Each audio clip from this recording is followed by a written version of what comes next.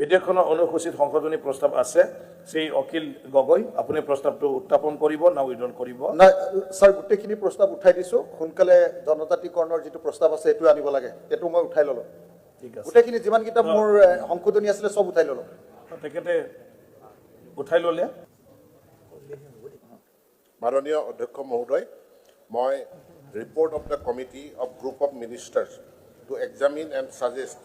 on the different aspects of reservation of 6 communities in the state প্ৰতিবেদনখন সদনত দাখিল কৰিলো স্যাৰ এখনৰ ওপৰত আলোচনা হ'ব নেকি স্যাৰ এখনৰ ওপৰত আলোচনা হ'ব লাগে নালাগে এতিয়া আমি আলোচনা বিচাৰিছো ভাল লাগিলে স্যাৰ আমি আলোচনা বিচাৰিছো চাইলক নেক্সট কেতিয়াবা আমি আলোচনা নকৰিলে বিধানসভাত আমি উঠাইছে কিয় স্যাৰ বিধানসভাত উঠাইছে কিয় ৰাজহুৱা স্যাৰ যদি বিধানসভাত উঠাইছে আলোচনা হ'ব লাগিব মহৰ সমিতি আমাৰ নিৰ্বাচিত হ'ব লগা সদস্যৰ সংখ্যা আৰু আবেদনকাৰী প্ৰাৰ্থীৰ সংখ্যা এইটো আলোচনা বিচাৰ শ্ৰী ৰবিৰাম নাৰ্জাৰী কমিটিৰ বাকী আলোচনা কৰিব পালে ভাল লাগিলে কাৰ্যকলৰ সদস্য হিচাপে আলোচনা হ'ব লাগে স্যাৰ স্যাৰ আলোচনা হ'ব লাগে আমি কেও মানি লওঁ কৰিলো সন্মানীয় সদস্যসকল ৰিপৰ্ট এতিয়া দাখিল হৈ হ'ব কোনটো বিশেষত এতিয়া আলোচনা কৰিব পাৰে গতিকে সবে পঢ়ি লওক আৰু এইটো আমি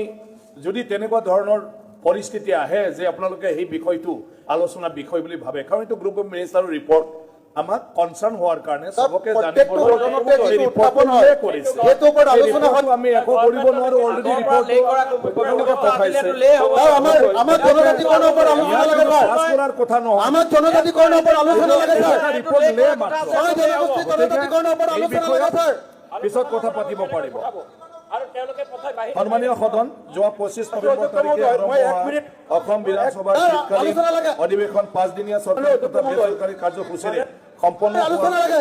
আজি সামৰণি পৰিল অধিৱেশনৰ প্ৰথম দিনৰ পৰা বিধানসভাৰ নিয়মাৱলীৰ বিভিন্ন প্ৰক্ৰিয়াৰ অধীনত সভাস্থলীত ধৰি বহু গুৰুত্বপূৰ্ণ বিষয়ৰ ওপৰত আলোচনা কৰা হয়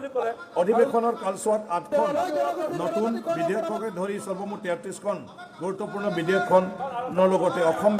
বিনিয়োজন নং 3 বিধেয়ক 2025 আলোচনাৰ অন্তত পালিত কৰা হয় তদুপৰি চলিত অধিৱেশনৰ দুখন বেচৰকাৰী বিধেয়ক উত্থাপন হোৱাৰ লগতে আন এখন বেচৰকাৰী বিধেয়ক বিবেচনাৰ অন্তত অগ্ৰাহ্য কৰা হয় এইবাৰ অধিৱেশনত বিধায়িনী সমিতিসমূহৰ উপৰিও কেইবাখনো চৰকাৰী প্ৰতিবেদন আৰু ৰাজ্য চৰকাৰৰ ভালেসংখ্যক গুৰুত্বপূৰ্ণ বিভাগীয় প্ৰতিবেদন অধিসূচনা ইত্যাদি দাখিল কৰা হয় এইবাৰৰ অধিৱেশনত ৰাষ্ট্ৰীয় তথা ৰাজ্যিক প্ৰেক্ষাপটৰ কেইবাটাও গুৰুত্বপূৰ্ণ প্ৰসংগ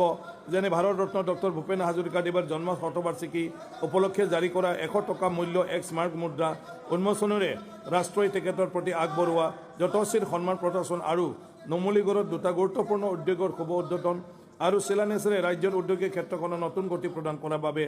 এই ঘটনাৰাজিৰ মুখ্য পৃষ্ঠপোষক তথা কৃতিত্বৰ প্ৰধান অংশীদাৰ ভাৰতৰত্ন মাননীয় প্ৰধানমন্ত্ৰীক আদি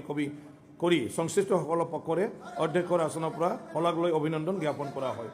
লগতে এই আসনৰ পৰাই ক্ৰীড়া সাহিত্য আৰু সাংস্কৃতিক ক্ষেত্ৰখনৰ দেশ তথা ৰাজ্যখনক গৌৰৱান্বিত কৰাৰ অভিনন্দন জ্ঞাপন কৰা হয়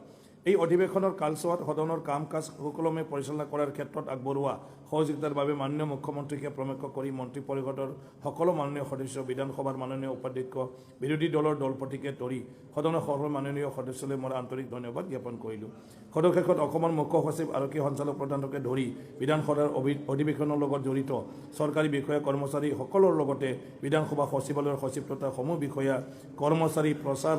মাধ্যমৰ বন্ধুসকল আদি কৰি সকলো পক্ষলৈকে মোৰ আন্তৰিক ধন্যবাদ জ্ঞাপন কৰি